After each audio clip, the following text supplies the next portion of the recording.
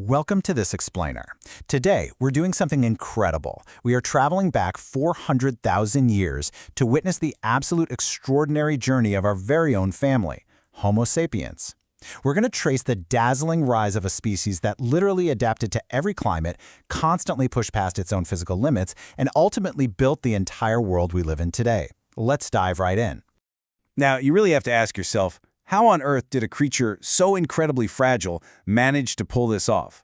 I mean, we completely lack sharp claws or thick fur to protect us from the freezing cold. So, how did this vulnerable, naked ape manage to cross raging oceans, survive brutal ice ages, and basically conquer a planet of monsters and ice? It's genuinely a story of survival against all odds. Which brings us to part one of our story, the dawn of sapiens in Africa, 400,000 years ago.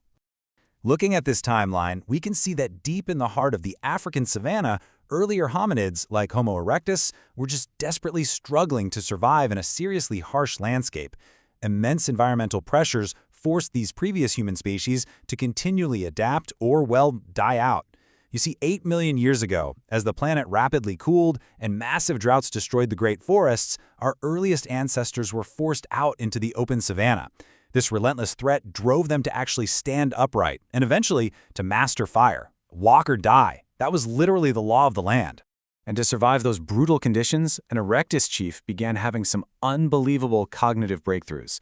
Imagine this. He realized that simply wearing an animal skin could protect his sensitive, hairless body from those relentless, biting flies. He figured out how to dig mud traps near watering holes to catch really fast prey. He even found a unique stone and kept it, just because it was beautiful. These were humanity's very first true sparks of ingenuity, and it led to our earliest moments of laughter and aesthetic appreciation. Out of these early innovators, a completely fragile, completely hairless baby girl was born. She was different. She had a smoother, straighter forehead and a much more slender body. Without even realizing it, that Erectus clan had just welcomed the physical beginning of an entirely new species, Homo sapiens. So, let's jump forward a bit to 100,000 years ago. Over thousands of generations, this brand new species developed a much larger, way more complex brain. And this increased brain capacity allowed early humans to process abstract concepts for the first time.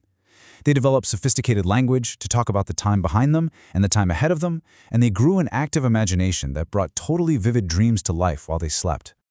And that profound active imagination leads us right into part two, discovering the spirit world and the invention of the afterlife. Our source material shares this deeply moving story of a young guy named Nika. When Nika lost his mother and his sister to a sudden, violent lightning storm, he just couldn't accept that they were gone. While the rest of his clan packed up to abandon the bodies, which was totally the custom back then, Nika actually stayed behind. He chose to protect his mother's body from circling vultures, fiercely believing that if the scavengers took her flesh, her breath could never return. Nika's stubborn refusal to abandon his mother's body was perhaps humanity's very first burial. He convinced his clan that his mother was actually living in the parallel world they saw in their dreams. And this established a radical, game-changing new power for our species, faith. For the very first time, man could imagine a life beyond the limits of his own physical existence. The entire concept of eternity was born right then and there. Armed with these incredibly powerful new shamanistic beliefs, sapiens embarked on seemingly impossible journeys all across the globe. Between 100,000 and 50,000 years ago, they pushed out of Africa, explored the Middle East, ventured deep into Asia until they hit the massive waves of the Pacific Ocean, and scaled the freezing, perilous peaks of the Alps to get into Europe. Whether they were building primitive boats to navigate monstrous waves toward Australia, or trekking blindly over jagged mountains, their absolute belief in the spirit world made them completely unstoppable. That unstoppable drive brings us to part three, conquering new continents, specifically crossing the Alps and the ocean. Now, Europe actually held a huge surprise for them. In the frozen, totally hostile terrain of the Alps, these migrating sapiens encountered another human species. Remember, the sapiens were slender and had gradually lost their dark skin pigment to absorb precious UV rays in the weaker sunlight. But the Neanderthals they met, they were incredibly robust, with prominent brows, perfectly adapted to the bitter cold and masterful hunters who had been living in Europe for over 2 million years. Which sets the stage perfectly for part four, art and cooperation and the epic mammoth hunt. So, roughly 40,000 years ago, the brutal, freezing climate of the Ice Age meant food was dangerously scarce. Starvation was a constant daily threat, and it forced these two very distinct human species to do the unthinkable.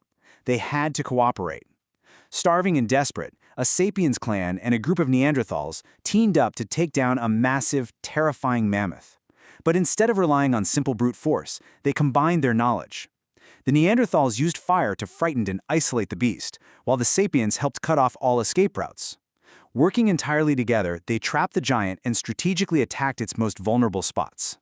This newly invented tactical approach, organized big game hunting, was an absolute game changer.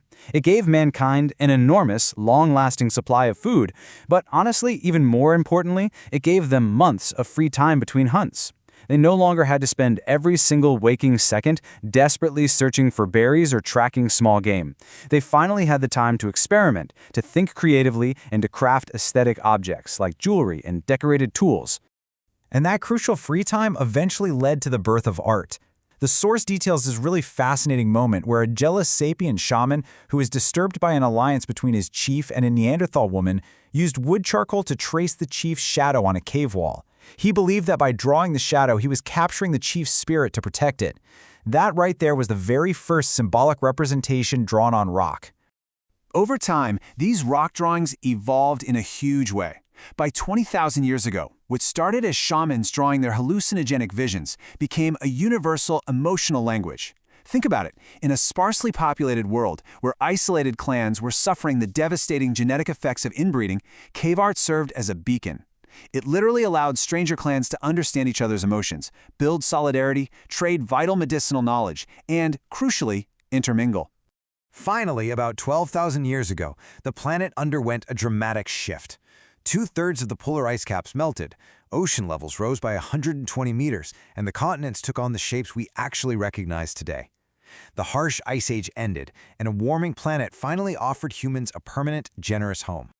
This monumental shift brings us to our final chapter, Part 5, Settling the Earth and the Agricultural Revolution. Because nature became so incredibly abundant with game and edible plants, our ancestors didn't have to constantly chase their food anymore. During this period of settling down, two spectacular chance encounters permanently ended humanity's time as wandering nomads. The first involved a grieving woman who adopted a wild child from the forest, a child who had been raised by a she-wolf. By bringing the child into the village, the wolf naturally followed and gradually became accustomed to the presence of humans. This incredible alliance between man and wolf eventually led to the domestication of the dog, marking mankind's very first partnership with the animal kingdom. The second miraculous encounter was the birth of agriculture. A hunter named Nene tragically fell in the mountains. When his clan later found his skeleton, they realized that the wild wheat grains from his spilled pouch had actually germinated right where they fell.